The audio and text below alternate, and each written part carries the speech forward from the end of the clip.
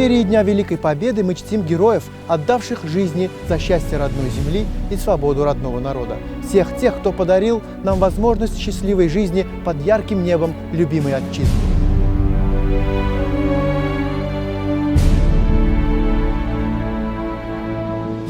Война 1941-1945 годов была одним из самых суровых испытаний в истории всего человечества. Высокую цену за победу заплатили и воины-туркменистанцы. Среди них дед уважаемого президента Туркменистана Бердымухамед Анаев. Учитель, воин, патриот родной земли. Сегодня его жизненный путь служит для молодого поколения образцом любви к родине и верности долгу.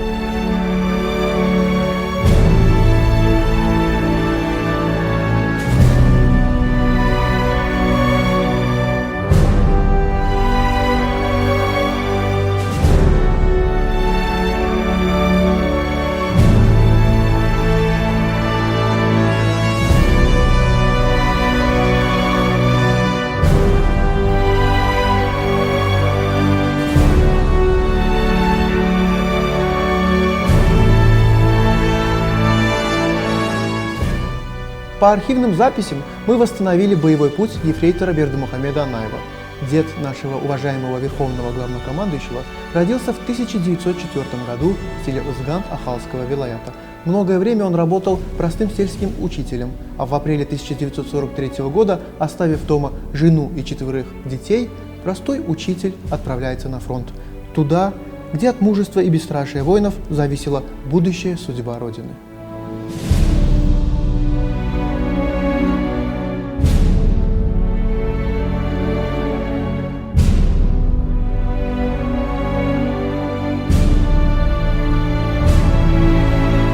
Ефрейтор Бердымухамед Анаев воевал в рядах 748-го стрелкового полка 206-й стрелковой дивизии Степного фронта, который с 20 октября 1943 года был переименован во 2-й Украинский.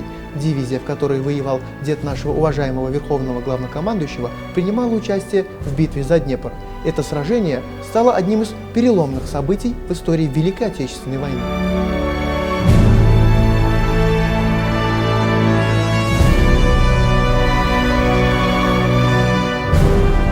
Сегодня имя Бердымухамеда Анаева носит специализированная военная школа Министерства обороны Туркменистана. Жизненный и трудовой путь этого скромного и честного учителя, фронтовика и наставника служит для молодежи образцом пламенного патриотизма, невероятного трудолюбия, мужества и отваги. На своем боевом пути Бердымухамед Анаев с товарищами освободили сотни населенных пунктов, спасли тысячи семей от голодной и мучительной смерти. Им приходилось преодолевать множество водных преград и принимать участие в ожесточенных и кровопролитных битвах на западном берегу Днепра.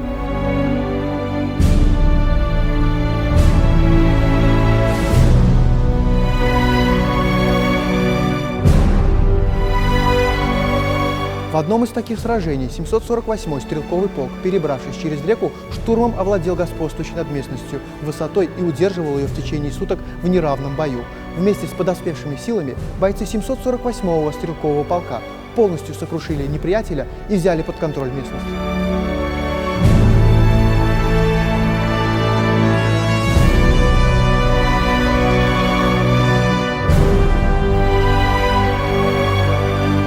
Личное мужество Бердымухамеда Анаева при исполнении воинского долга также было высоко оценено.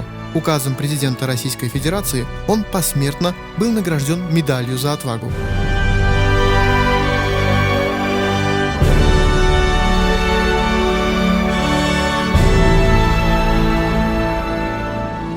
Вернувшись с фронта с тяжелейшим ранением, Бердымухамед Анаев всего себя отдал делу воспитания молодого поколения. Он продолжил благородную миссию – учить и воспитывать, оставив добрую память среди соотечественников. Я горжусь тем, что прихожусь этому безмерно дорогому и близкому для меня человеку внуком.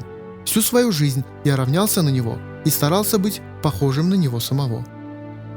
Президент Туркменистана Гурбангулы Бердымухамедов.